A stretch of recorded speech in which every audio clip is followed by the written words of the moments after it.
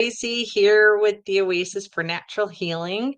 So, gonna jump on and just kind of wait a little bit and see if anybody is going to join us. So, um, just waiting to see a few more minutes. Yeah, so spring has finally sprung, I think, which is pretty good. It was really rainy last week, and a little bit in the beginning of this week. So I wonder how everybody else is doing. And did you guys see the eclipse? And what did you guys think of the eclipse? I know a lot of some of my patients have not been feeling so good, and kind of feeling off since then. So we'll wait a few more minutes. But yeah, it was in the mid to upper 60s today. It was really, really nice out. Beautiful, beautiful day. So hopefully some of you guys got a chance, if you're in the Chicagoland area, got a chance to, kind of enjoy outside. Uh, I think everybody's like itching to go out now, um, because the weather is starting to finally get nice out. So, yeah, we had snow in April, in the beginning of April. It was like it was trying to snow. I'm like, really? So, kinda nice that spring, I think, is finally here. So, anyway, all right. So, I we are going to talk about body funk, bad breath, and bad attitudes. So, feel like I wanna start singing, "We Got the Funk." Um, but yeah, so if you ever, like, noticed somebody who, or maybe it's you, that, or you've been told this, that kinda have a little bit of a body odor. It's, or your breath kinda smells off or funny, or maybe nobody's telling you, but you notice that people are kinda shying away from talking with you, because nobody wants to tell somebody, you kinda got body odor or your breath kinda smells. Maybe your spouse might, but, strangers might not, you know, um, but have you ever noticed somebody who has body odor? And people think, "Oh, well, let me just put more deodorant on," or that, "I need to shower a couple times a day." And people think that, it's a hygiene issue. Not necessarily. It might not have anything to do with because you showered or didn't shower or anything like that. Actually, when we actually take care of ourselves, did you know that you don't need to shower every single day? And in fact, it might not actually be good for you to shower every single day, that you can actually ruin your skin microbiome. Yeah, just like you've heard of the gut microbiome, right? You have good bacteria in your gut, you have bad bacteria, but the good bacteria is supposed to be there's supposed to be so much in your gut that it keeps the bad bacteria that's in your gut and everything else under control. Well, same thing on your skin. And a lot of times when we use like the hand sanitizers and everything like that, we're actually killing off the good bacteria, which is needed for our immune system. So everybody thinks that, "Oh my gosh, I have to get rid of all these germs on my skin." And by killing off all the germs on your skin, you're actually doing your body a disservice. So, anyway, if you're joining, please say hi. Would love to see where you guys are from. Please let us know where you're at and that you can hear me in the comments would be a great for to know that if you guys are actually hearing me. So, but yeah, so we were just talking about gut microbiome and skin microbiome and body funk, bad breath, and bad attitudes. So, anyway, yeah, you're not really needing to shower every single day. And when you do, you can actually wash off good bacteria. And what actually happens is a lot of times our pH balances are off. And a lot of those body odors that we're actually smelling is all of the toxins that bad bacteria in our body, or things like candida or even parasites, give off. So, parasites, bad bacteria, and candida actually have metabolic processes, and they actually have waste material. So, yeah, they basically, not to sound gross, they pee and poop in your body pretty much. I mean, in a nutshell, as gross as you think that is, yeah, it is kind of gross. And their metabolic waste can actually build up into our system, and it can actually escape our pores. And then this can actually give you bad body odor. So there is an actual acupuncture point, believe it or not. And of course, it's the probably one of the besides your bottom of your feet, that's the most smelling part, but it's actually your armpit. So there's an acupuncture point in your armpit, and you would want to tap both sides. That can actually help open up drainage. I think this is the heart meridian, and heart one is the acupuncture point, I believe, under both sides. So you would want to, and you can actually take like a ball and you can actually stimulate that, and it helps to reduce, like, heat, inflammation, that kinda thing, and it's actually good for body odor. One of the other things that you can do, is watch what you're eating. So, things like, too many carbohydrates actually can feed candida and feed bad bacteria, okay? So and then it throws off our pH balance, which then does not allow our good bacteria to thrive. So we need a certain pH balance so our good bacteria can kill off, like, things like candida, things like bad bacteria, and depending on what we're eating, so too many carbohydrates can actually throw that off. Some other things that can actually throw off your, gut microbiome is antibiotics, okay? So antibiotics kill pretty much everything in sight, and it can kill off our good bacteria in our gut, again, which can allow bad bacteria to overgrow, okay? Um, and that's partly why women get a lot of vaginal yeast infections because it kills off bacteria, all the good bacteria all over the place. Um Other things that can actually throw off your pH balance is also, um, birth control. So a lot of hormone replacement therapies or birth control can throw off your pH balance as well. And, other medications too. So believe it or not, like your, um, things for to reduce your acid levels will throw off your pH balance. So people think that, by taking Prilosec, so they think that they need to lower the amount of acid in your gut, and actually, it's usually just the opposite. And the reason why people get acid reflux and things like that is not because you produce too much acid, you actually don't produce enough. And you need a certain amount of acid, so there's this little it's a sphincter, so it actually helps to keep your esophagus closed. And you need actually this certain amount of, like, acid to kinda stimulate it to close. And if you don't produce enough acid, it won't close. So then the esophagus stays open and you get this acid reflux. So acid can build up. And it's actually because we don't produce enough acid. So what do people do? They think, "Oh my gosh, I have this burning in my throat." And they think they produce too much acid and they have this heartburn, right? And so they take Prilosec or they'll take Tums or Pepsid or Protonix or pantoprazole is the generic for Protonix that you get prescribed by the doctor, and it lowers it even more, so now you don't have any of that burning sensation. But then the other problem though too is that when you take this stuff, it throws off your pH balance, and then you don't have the acid, you don't have a strong enough acid to kill off naughty stuff that should not be in your gut, like bad bacteria, even parasites and things like that. So that can throw off your pH balance as well. So these are things that you want to avoid. And how do you change? So, what kind of foods should you be eating to support your gut? So, good probiotics, prebiotics. So, you want to make sure that you're actually doing a good probiotic.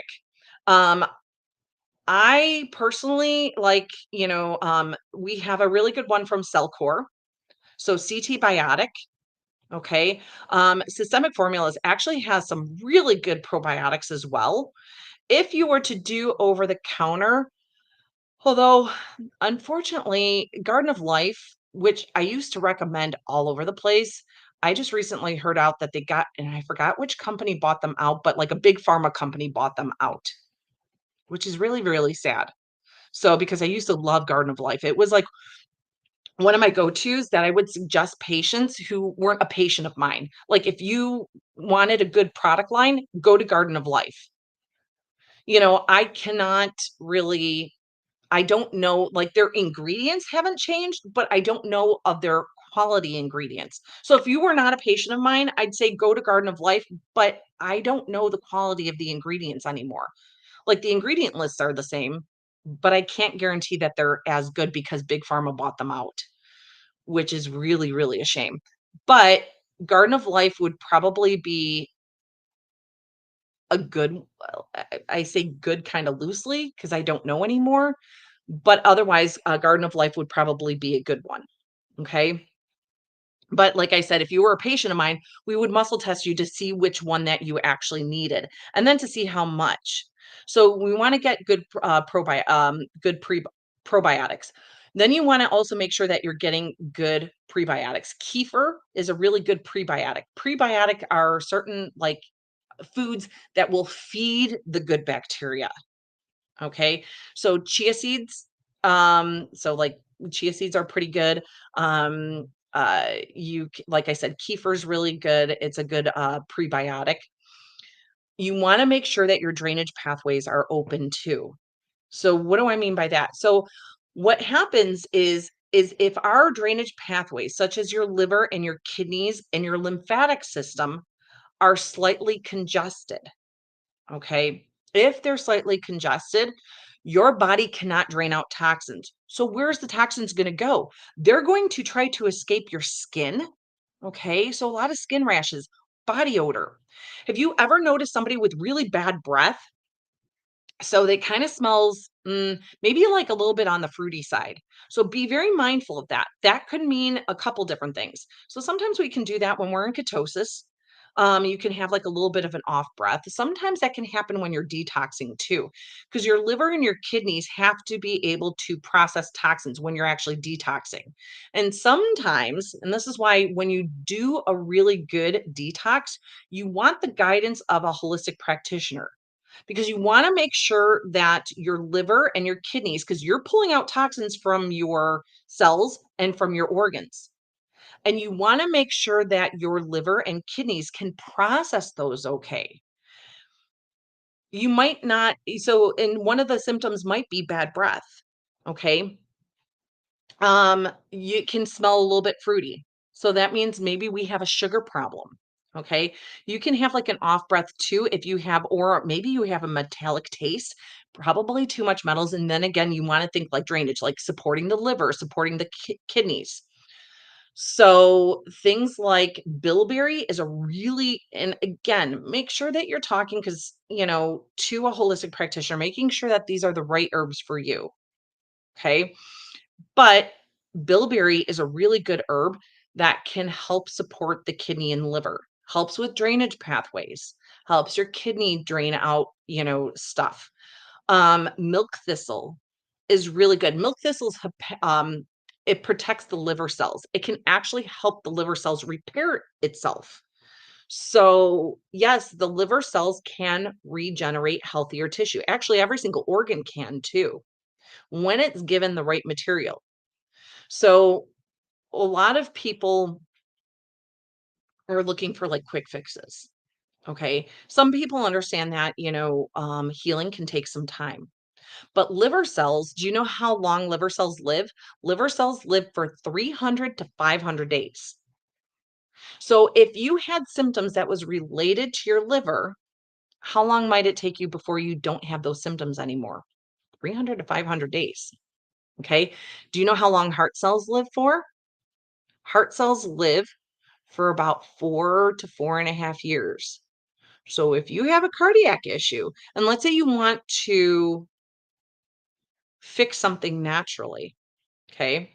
So if you want to fix something naturally, what we want to do holistically, we want to find out the root cause of why you have your symptoms. Because I don't want to just give a band aid. Medication, and sometimes you do need band aids. I'm not saying that. But we don't want to just give band aids. Like, I want to find out why do you have your symptoms? Is it bad bacteria? Is it candida? Is it parasites? Is it heavy metals? Is it heavy chemicals? Okay, let's remove that. Then let's give the nutritional support.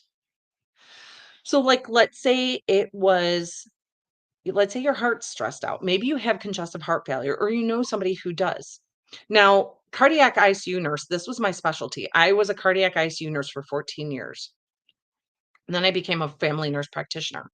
So when somebody has congestive heart failure, we typically give them, blood pressure medication, something called beta blockers. Okay, so it regulates heart rate rhythm. Technically, it's supposed to make the heart contract stronger. So that way the two bottom parts of their heart actually turn around and con- contract a little bit. Oops, my one app kind of went down. So it contracts the bottom, it helps the bottom part of the heart to contract a little bit stronger. And then we usually give them a diuretic. So to make them pee, because what happens is that the heart cannot pump blood throughout the body very well. Okay. And it cannot handle a lot of fluid. Okay. So I kind of like to say it's like the sump pump of the house. So like let's say your sump pump of your house is not it's weak, then water backs up to the rest of the house, right? So same thing kind of with your heart. If it cannot pump blood and all the fluid that you're drinking in properly, so the bottom part, pushes fluid and blood out while the top part of the heart gathers blood and all the fluid in from the rest of your body. So fluid comes in, heart tries to pump it out.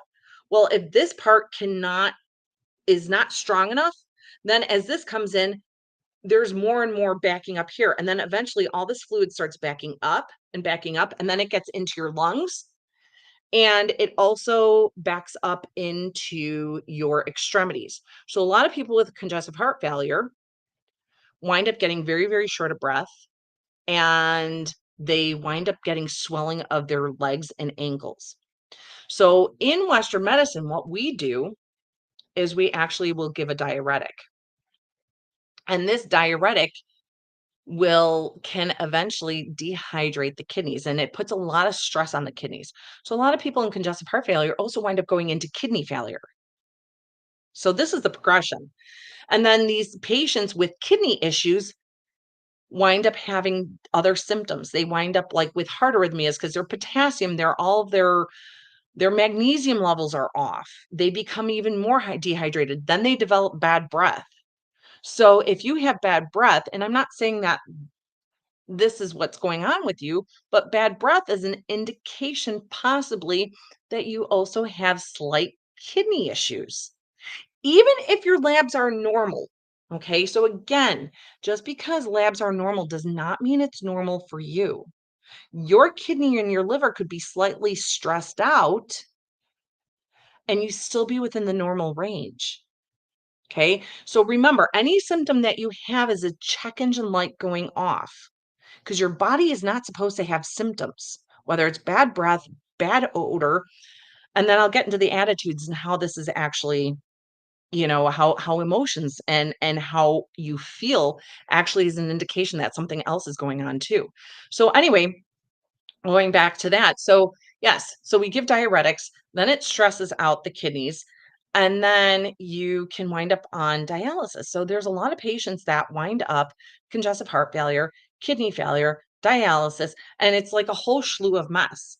So that is the progression with Western medicine. So, and a lot of times their life expectancy and their quality of life is very poor. So is it better to get rid of the underlying cause, give nutritional support, be on supplements for a good 4.5, maybe a little bit longer years, or possibly wind up on dialysis? To me, I would rather give my body the time it needs and start making the changes now and let my body start healing.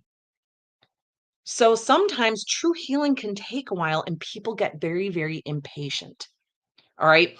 So, anyway, so bad breath can be from the liver. Okay. Liver can, especially if you have a lot of heavy metals, and that liver is detoxing and trying to work, and it's working overtime. So the liver can actually cause a lot of bad breath. Okay. Um, and then bad attitudes. All right. So a lot of the times When we have an overgrowth of bad bacteria, when our pH balances are off, when we have parasite overload, and we have body odor and things like that, that, like I said, it usually means that we have an overgrowth of some sort of bugs. Well, guess what? Those bugs can actually affect our mental health, and we can become anxious.